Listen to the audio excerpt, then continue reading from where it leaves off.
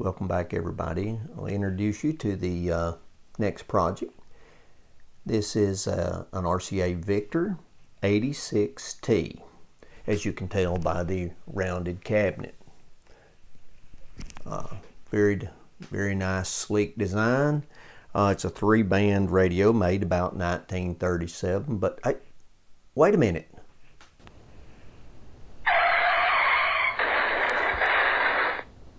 Is that a magic eye? The 86T did not have a magic eye. The 87T did. But the 86, that's an 86 cabinet. But that's an 87. I tell you what, let's go around back and look at the tag and see what it says. So let's go into the back and let's see what the tag says. And the tag says Model 8.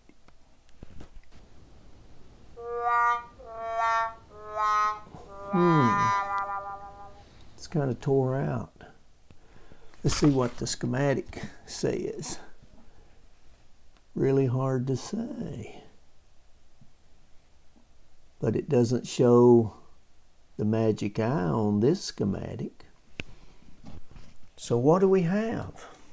What do we have here? I've read a lot of articles about how people like the 86 cabinet, but they like the magic eye of the 87. I believe we have a Frankenstein. I believe someone has taken an 87T and put it into an 86T cabinet. I like it. Okay, this is the on-off switch, but it's also the tone control. Also, this is just the volume control on the right-hand side, and this is the band switch. 3 bands. This is the tuning knob, and of course you see it's not working. I believe there is a belt, or a belt that operates that, and we'll discover that as we take this thing apart. But let's look at the cabinet. The front of it, I think I'm gonna clean it up. Grill cloth looks great, considering. Let me take it off the stand so I can show you the rest of the cabinet. Here's the rest of the cabinet. As you can see, it still has some shine to it, but there's some rough places up in here. I don't know if Restore Finish will take care of that, or if we're going to have to strip at the front. I don't think we're going to mess with. And let's see. Try to get the shadow out of the way. The end, pretty much if you're going to do the top, you're going to end up doing the end too. But kind of two-tone brown or so. But really like that dial. It's multi-turn like a clock. And then the magic eye is almost 18 inches long. So 17 and change. I've printed a pretty good size schematic. It's pretty crowded, but I highlighted some of the notes that's going to throw me off. But shouldn't be that big a deal. Band switch always throws me, but we'll just have to wait and we'll tear into it. I've already noticed that they've already substituted a 6J7 for the 6K7, and for the 6F6 they've put a 6V6 tube, which are good replacements. They're not, you know, exact, but they are a good replacement. So that's what I've noticed so far. Let's go ahead and take these knobs off. Eesh. They just pop on. This is always the hardest one. They both come off pretty good. Okay. This one has been broke, looks like, and been repaired. Look like JB Wells, maybe. Putting them in a bag so I don't lose them. One of the things I'm starting to look at on radios when I bid on them or buy them is make sure they got the knobs. Those things are $10 a pop, you know. So what's really neat is usually this time frame you have plastic dials, and this one's in pretty good shape. One of my concerns with this is wires. A lot of times, and I'm trying to think, is this the time frame that had the rubber wires that falls apart? Eesh, don't know. Let's look on the bottom here. Screws, it's got all the screws in it, believe it or not. And somebody's put felt pads. So I don't know if this is a has been gotten into or not. We'll see. Maybe pop this out and slide this out of the case. We'll see a little more. There's a tail sign of rubber wires in there. So we may be rewiring this thing totally. Well, I got the screws out, putting them in a bag. We'll see if I can get this thing out. This thing's huge. All right.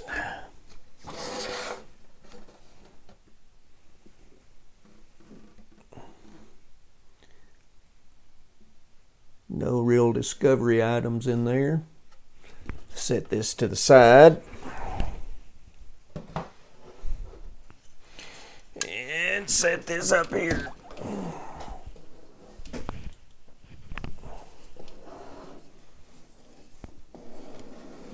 Speaker looks in pretty good shape. A little crack right here. Making sure you're on camera. So let's look under the bottom. Let me reposition the camera. Before we get under the bottom, I put a cover on that speaker. Here's something that I've noticed when I first got this. Should have pointed it out when I first pulled it out. But if you see this one, got a pencil in one hand and pointing with the other. What do you think? Anyway, this is an indicator that determines as when you change the band switch, it'll go to broadcast, medium wave, or short wave. And all it was a little indicator in there that when you turned it, it would click, click, click, click in there. And if you'll see here, that was the pot metal bracket. So it's missing the, let's see, what term do we use for this? This is a band switch indicator, I guess, is what you would call.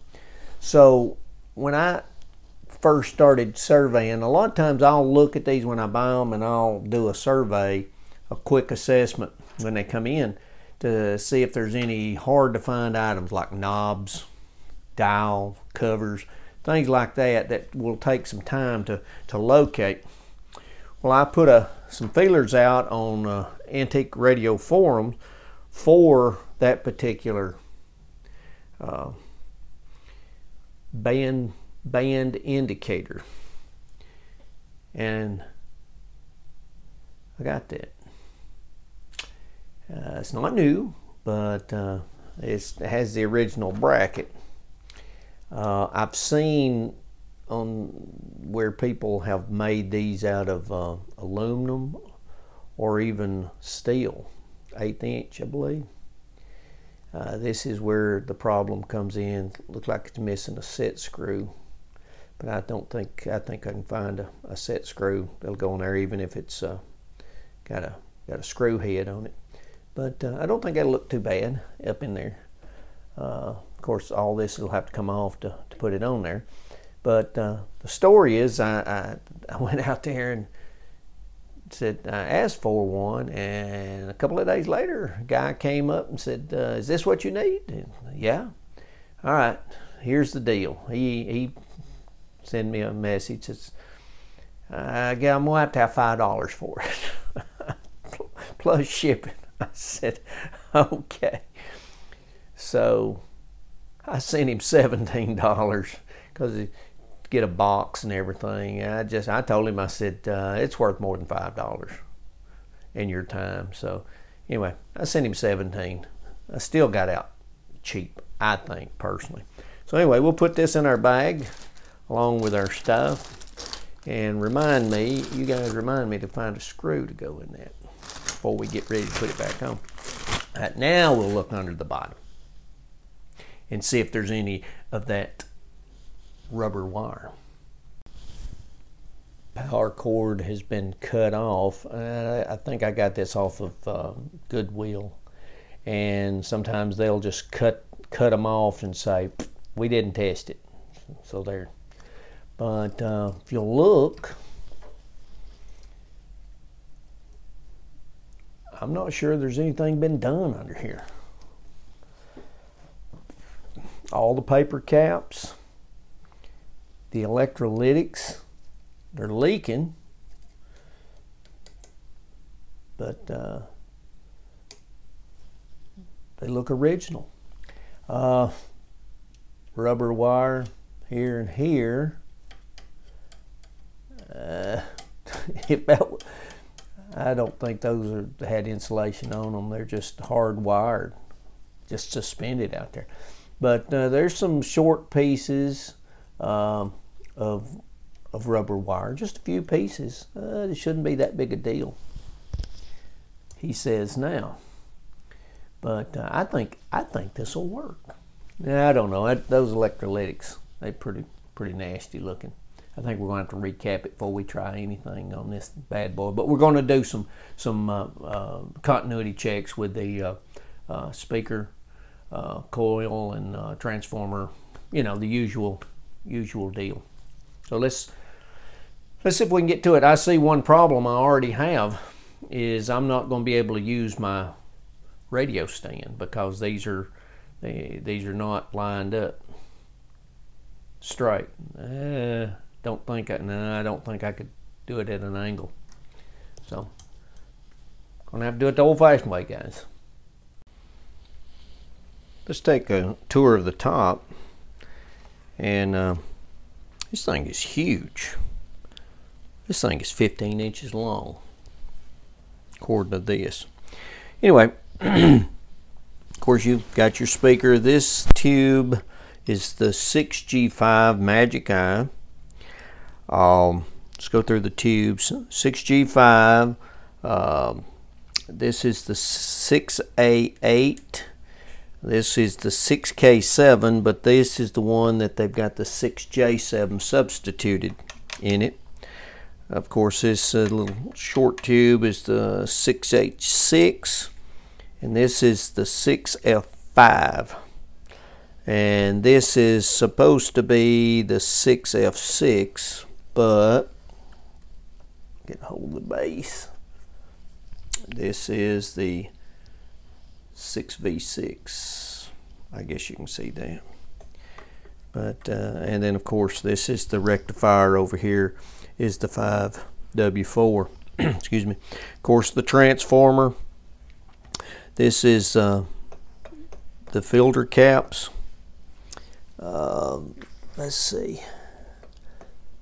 I think they're all singles. Of course, you can tell these were wet ones. Had the vent holes in the top. I'll make sure if these are multi or not after that Heath kit I ran into. Y'all are supposed to forget that. So anyway, over here is the of course the main tuning condenser. This is the oscillator coil housing. this is the first IF, and this is the second IF. Of course, the rubber wire is missing there. These grommets, I turned to stone, so that's we'll have to replace those. Have to find some replacements for those.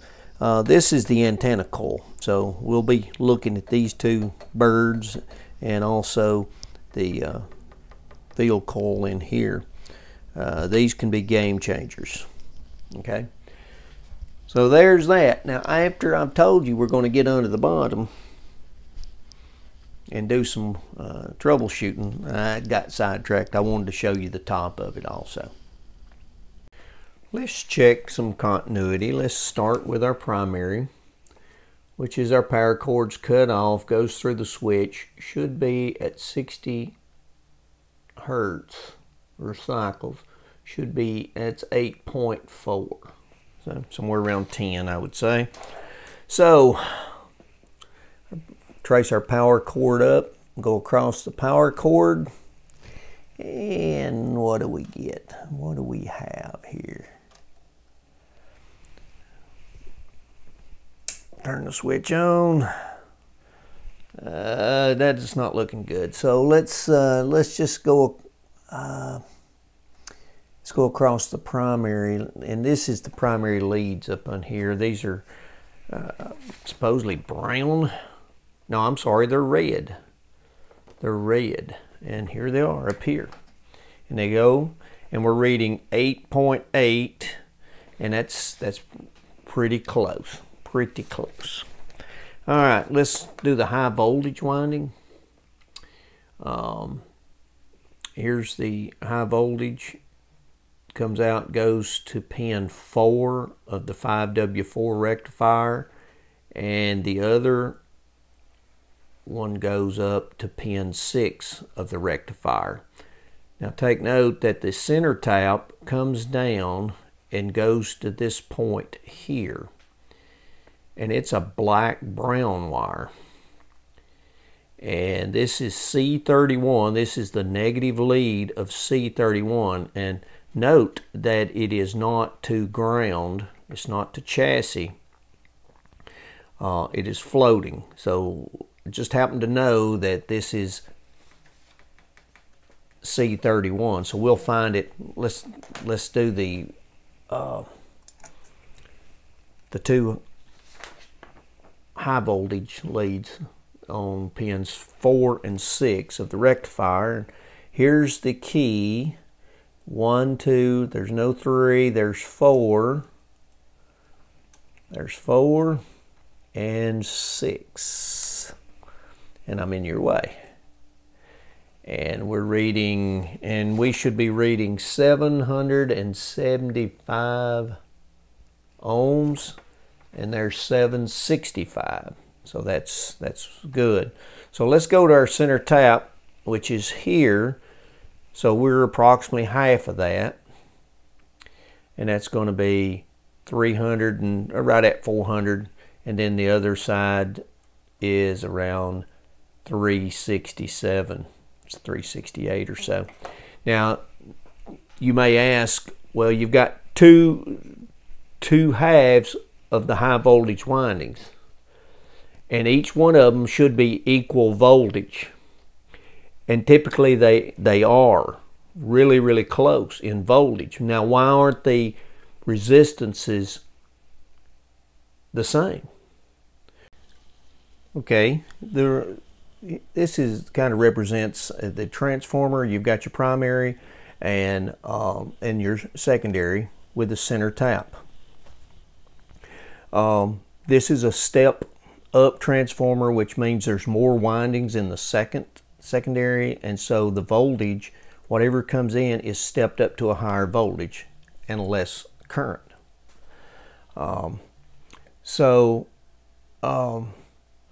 Current flows through this, and it creates, and there's usually an iron core in there, and it creates a magnetic field.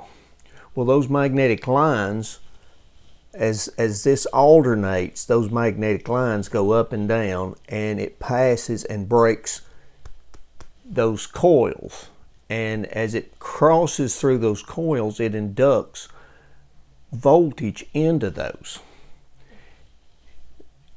And because there's more windings on this side than that side, the voltage will be higher. The more windings, the higher the voltage. Now, you would think that each one of these would have the same amount of resistance if they're going to produce the same amount of voltage. But what happens is, if you've seen the E-shaped cores and whatever, and then inside this is you've got your windings, and your primary may be on the inside, maybe on the outside. But then what happens is on your secondary, you'll have your windings, and then you'll have your center tap, and then the second part will come over. The second side is wound on top of it, so it gets thicker and thicker and thicker and thicker and thicker. Well, as it gets thicker, it gets farther away from that core. Further away from that core, less magnetism, and so that's less voltage that can be induced into that secondary winding. So to compensate for the voltage, they have to put more windings in the top one than they do the bottom one, so that the voltages will be equal. So if you add more wire, more turns of wire, you will have more resistance in that particular winding. All right, let's check the filament transformer for the 5 volt, which is the 2 green wires, and that goes to pins 2 and 8 of the rectifier tube here. It doesn't give us any reading, but it's typically low, less than 1. So we're going to go to pin 2 and 8. There's pin 1, there's pin 2, there's 6, 7, and 8. So we've got 0.7 ohms, 0.6, so that sounds good. So let's go and check the filament on the rest of the tubes, the 6.3 volt, and this is pin 1. I've got it marked 1 and 6, but it's actually 1 and 8. Goes to all these. So let's go to the output tube here. There's the key, there's pin 1, and then right across here is pin 8. Should be low, around 1 or less, and we're looking at 0.4. So I think our transformer looks really good. Let's see if we can figure this oscillator coil out. I enlarged this schematic, and you can read it fairly decent. I numbered these simply because they weren't numbered. So that's just to give me a number to go by. A talking point, I'd say. So if we look at pin 1, we'll go ahead and connect our meter to pin 1, and this is our same configuration. Connect that to pin 1. If you'll look, we come across here, and it does have a tie point to this that comes up and goes to pin 8. And this coil L9 should be 4.3 ohms. So if we go to this, we're reading about 4.5. I like that.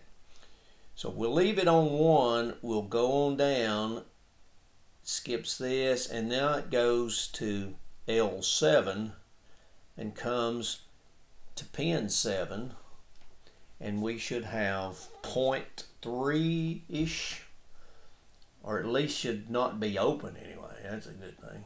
Well, there's a 0.7 usually settling on out. Okay, so I'm good with that. So if we come on down and go on down, and this comes out at pin 5, so we skip that, and that should be 0.03. Well, there's 0.3, that says 0.3, but it's not open, but it's coming on down. This meter, but it's 0.1. So I'm saying that looks pretty good. So I think we've taken care. Let's go from pin 6, which is here, and that will go over. Our pin 6 will go over, drop down, go around, and we'll come up and we'll go back down to pin 4. 1, 2, 3, 4, and that's 0.33 or so. Now it's coming on down, so it's not open. That's 0.38 is what it's supposed to be. So I think we're good there. Okay, anything else? Pin 6 will come, and we can go right over here and go to pin 3 and measure that, and that's a 0.87. 1, 2, 3. There's 1.2. So it's going to come down, so we're good with that. And so if we go all the way back around through here to pin 2, we should read 1.9 or so. That's going to come on down. So now we can go from pin 2 to pin 4 and read all those, and the point is really moot. I think we've already proved that every one of these have continuity, and they are low, and they're low. So I think the oscillator coil is good. The antenna coil is located here, and you probably can't see it, but behind the rubber wires that's falling apart, and that capacitor, maybe you can see now. And I numbered these also. Pin 1, 2, 3, 4, and 5. And if you look at this diagram, I think we can check all the continuity if we go from pin 1 all the way down and go all the way up to pin 5. We should check this. We should be able to check this whole deal here. And this looks like 42 ohms, 3.6. So that's 46, and that's a fraction and a fraction. So we're looking somewhere below around 50 ohms or so from pin 1 to pin 5. So let's do pin 1. If I can get up in there.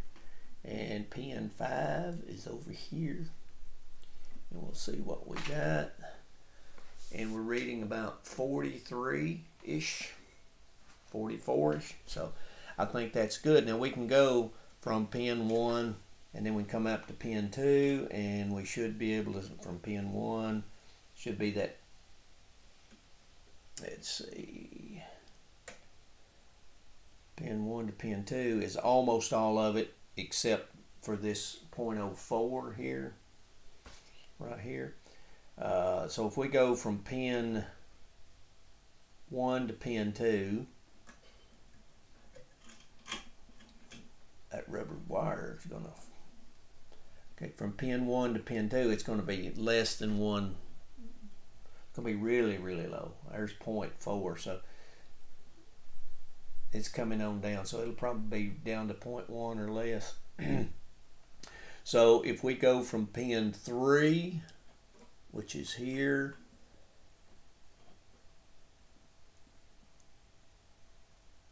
let's see, from pin 3 to pin 3 to pin 2, we should see this 0.025. We're good there. So if we go from pin 3 to pin 4, we should see this 3.6 or so. There's 3.9. And if we go from pin 4 to pin 5, we should see around 42 ohms or so. There's 38. So I think that is good too. So let's check the speaker, and then we'll be good. let's see if we can check this speaker out a little bit. Unless we disconnect the secondary of this transformer, we're not going to be able to really do anything, because even if this side is open, you'll still be reading across these. So you really can't, unless they're disconnected, do individual parts. We could probably feed a signal through here a little later and prove that it works. But let's look at this. This is the plug, and this is the plug here. So let's unplug it.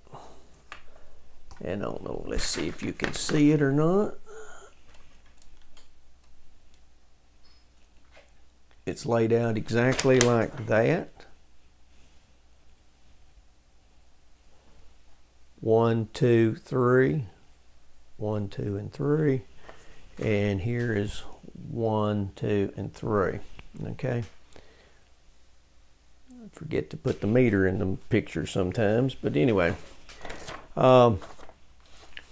The field coil is the brown wires, and it comes up to pin 2 and to pin 1. So pin 1 and 2 should be approximately 1290 ohms. So let's do this and see if we can get that. Get my lead out of the way, huh? Where you can see. And get the lead on it. There's around 1350-ish or so. That's a little bit high, but it's not open. And these things vary. They change. I've seen Philcos and different ones. They'll be reading one thing, and but they're close, but they're, you know, they're not exact. Okay, and also let's look at the primary of the output transformer, and that is pin 1 and pin 3. And it should be around 376, somewhere around there. So 1 and 3. So here's 1 and here's 3. And we are reading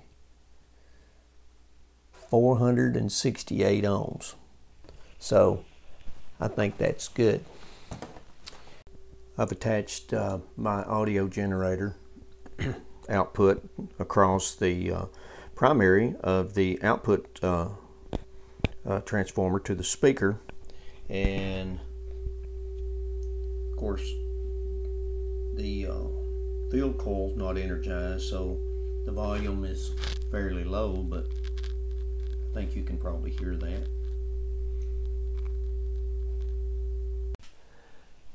All right, I think we've got enough data. Next thing I'll do is I'll pull these tubes out, clean them, and check them, make sure we got everything good to go. And but I think we got enough data to go forward, and I'll need to start looking for this belt because it's slipping, obviously. So we'll have to see if we can't find something that'll work there. And this is a spring-loaded tensioner, so the belt is just stretched. It's not broken, so I can just take it off, get one a little bit shorter, I believe. Vacuum cleaner belt may do it, don't know. But anyway, looks like this is going to be a good project. I may, if get some weather, may work on the cabinet first, who knows. But we'll see where we go. Get some comments from you guys, see what y'all think about all this and what have you. So anyway, this is going to do part 1. So you guys be safe out there, okay? And so from Larry, from the hills of Tennessee, thanks for watching.